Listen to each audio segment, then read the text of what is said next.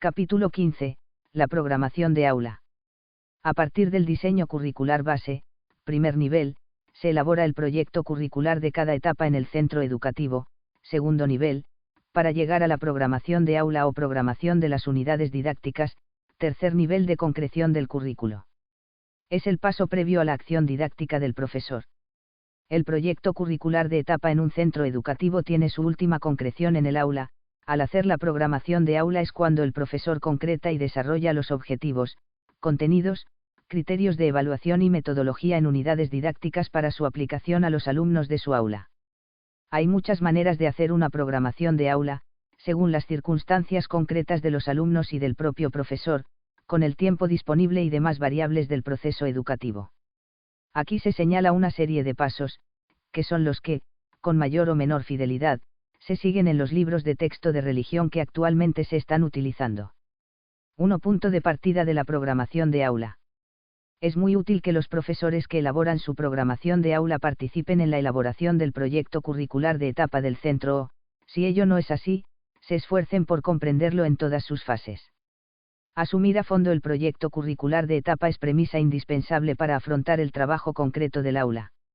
Aunque la unidad didáctica es el elemento básico de la programación en el aula, no podemos olvidar que esta es consecuencia de una serie de decisiones previas.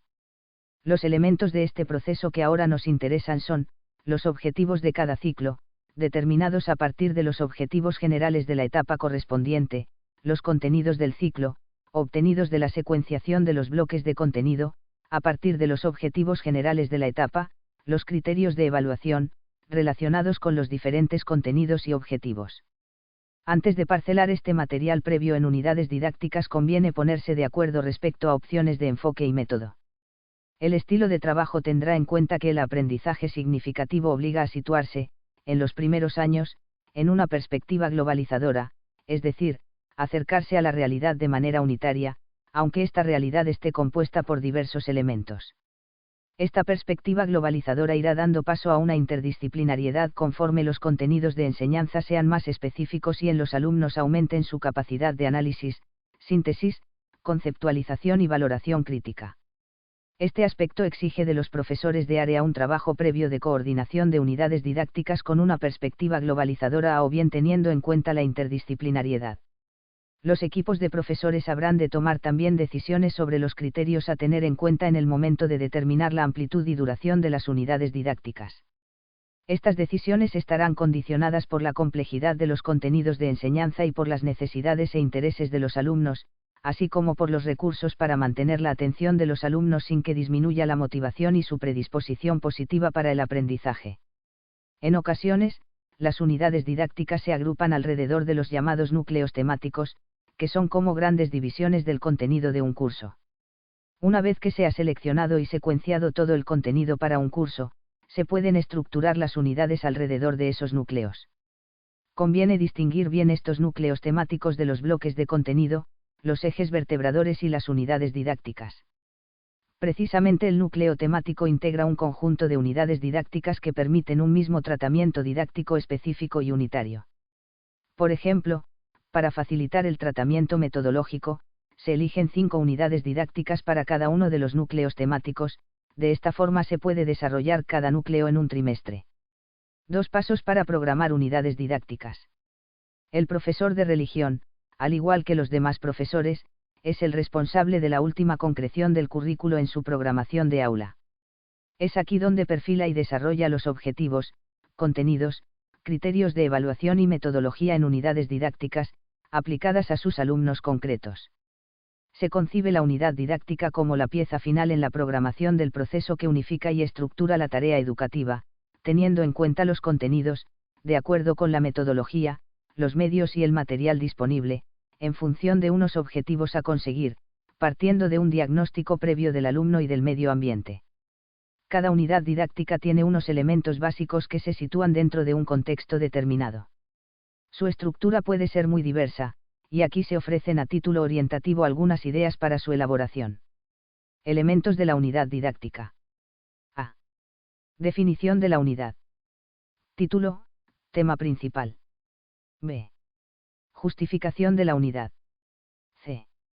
Requisitos o conocimientos previos de los que se parte. D. Formulación de los objetivos didácticos que se quieren conseguir.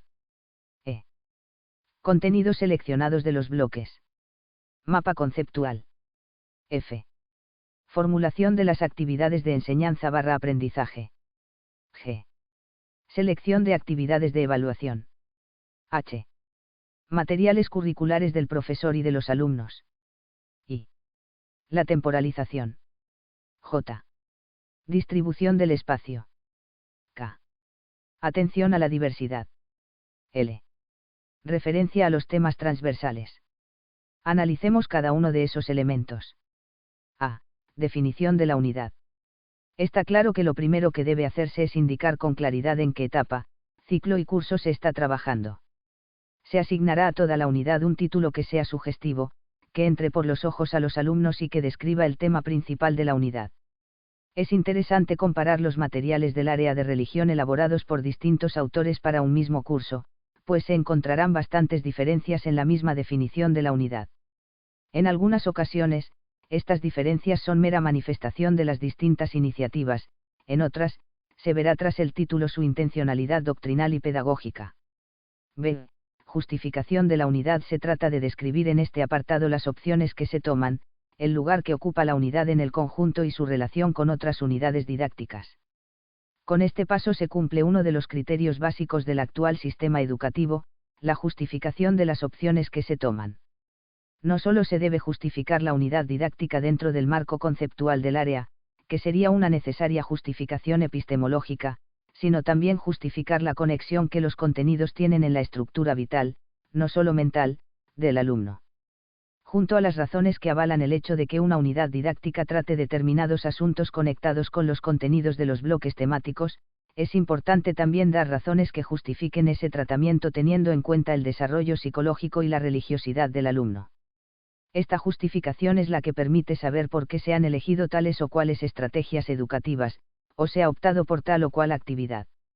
Conviene incluir al principio de este apartado la contribución de la unidad a los objetivos generales del área en esta etapa, así como la aportación de la unidad al proyecto curricular de la etapa dentro del centro.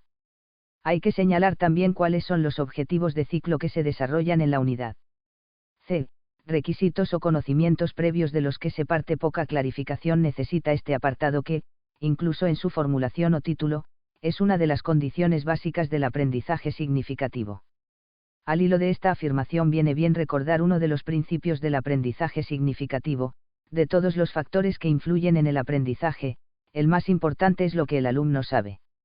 Averíguese esto y enséñese consecuentemente.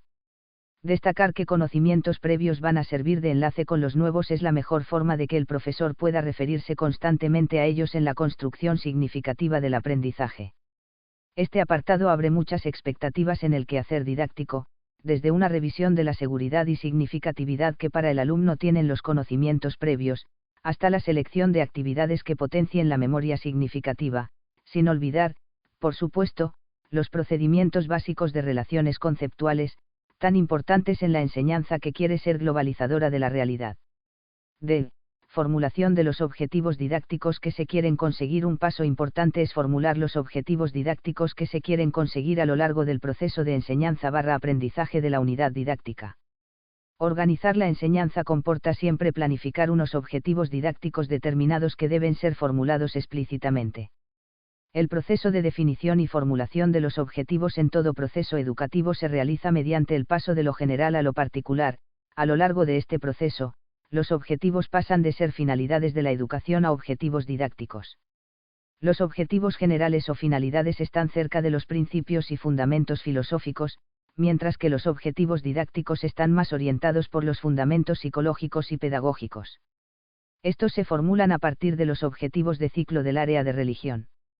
Para la redacción de los objetivos didácticos hay que considerar estos criterios: claridad en el planteamiento, ámbito del contenido al cual pertenecen, conceptos, procedimientos y actitudes, tipos de capacidad que se espera del alumno en relación con cada uno de los aspectos anteriores, flexibilidad para adaptarlos a los aspectos individuales del aprendizaje, circunstancias de aprendizaje.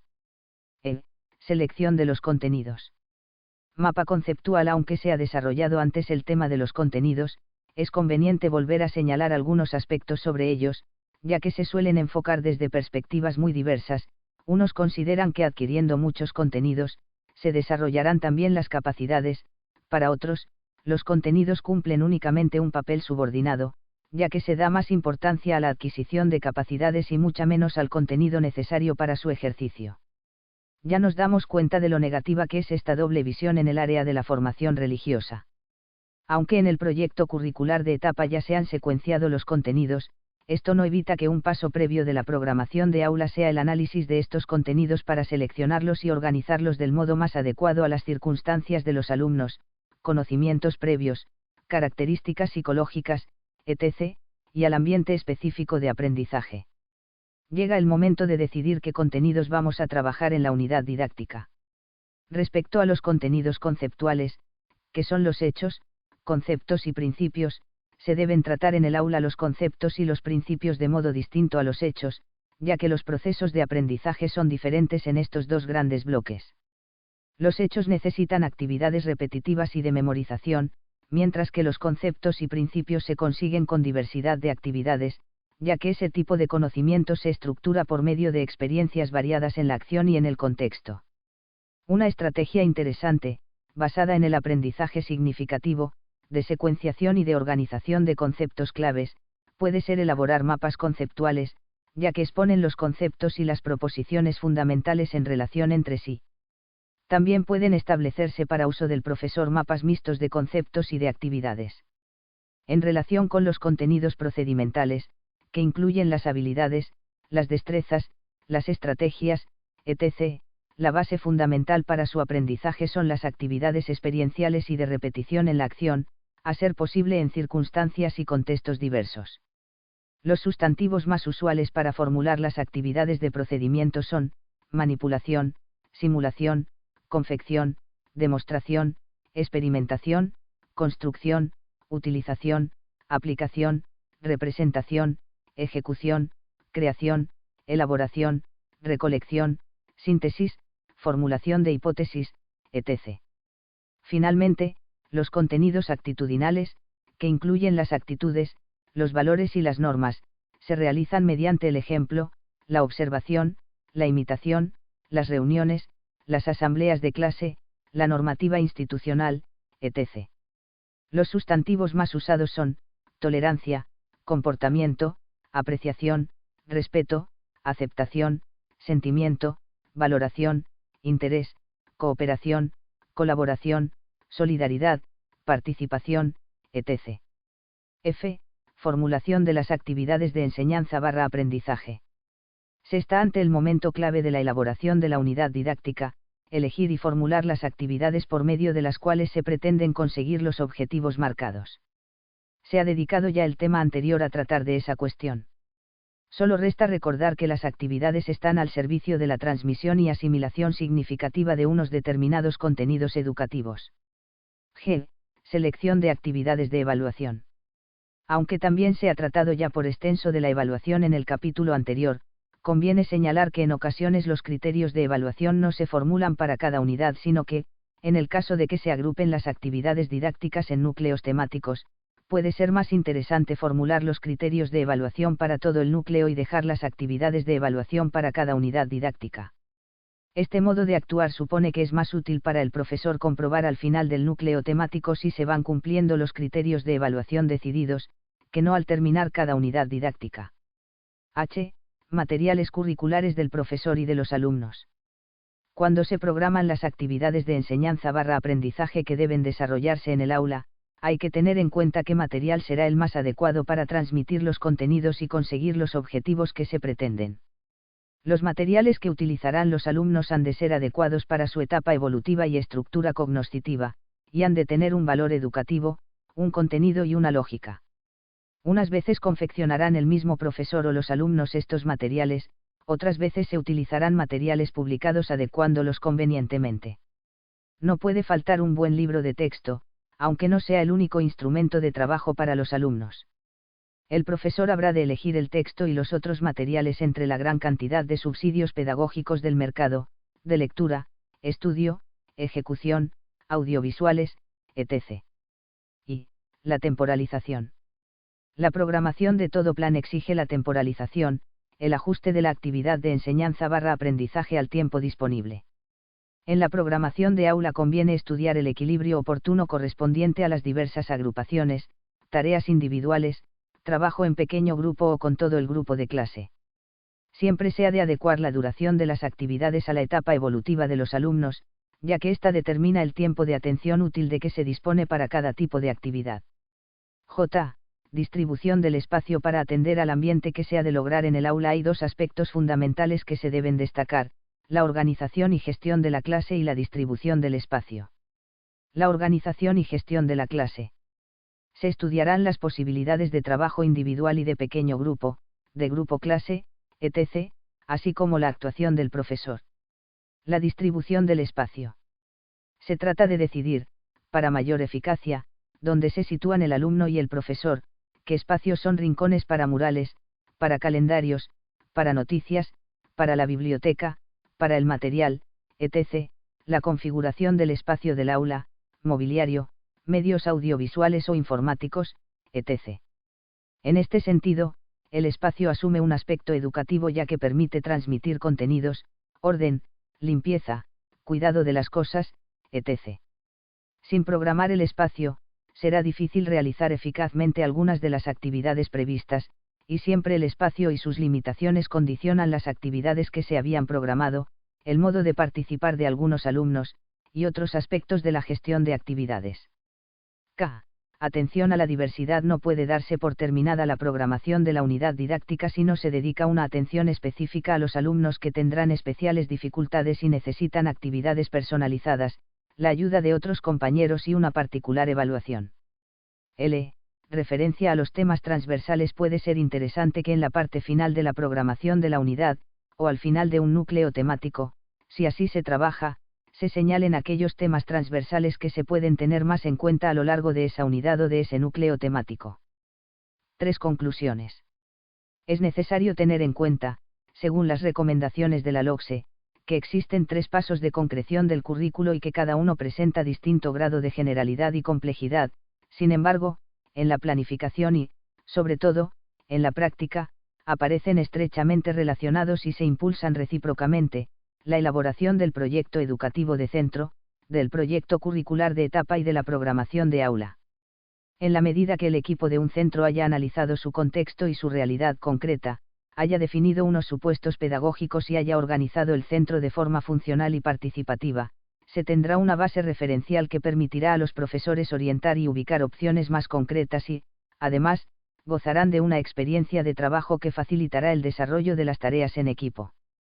Sin embargo, sería un error pensar que es necesario dar estos pasos de forma mecánica y en un orden invariable. Es decir, en la práctica no es necesario que el proyecto educativo del centro esté plenamente elaborado antes de pasar a la elaboración del proyecto curricular, ni que éste esté perfecto antes de que cada profesor pueda realizar la programación de aula. Aunque el proceso lógico sea el deductivo, la reflexión puede ir en paralelo e incluso de abajo hacia arriba, de modo que son los profesores quienes, a partir de una reflexión colectiva sobre su experiencia en la actividad del aula, pueden ofrecer pautas para la elaboración y la actualización del proyecto educativo y los proyectos curriculares de centro.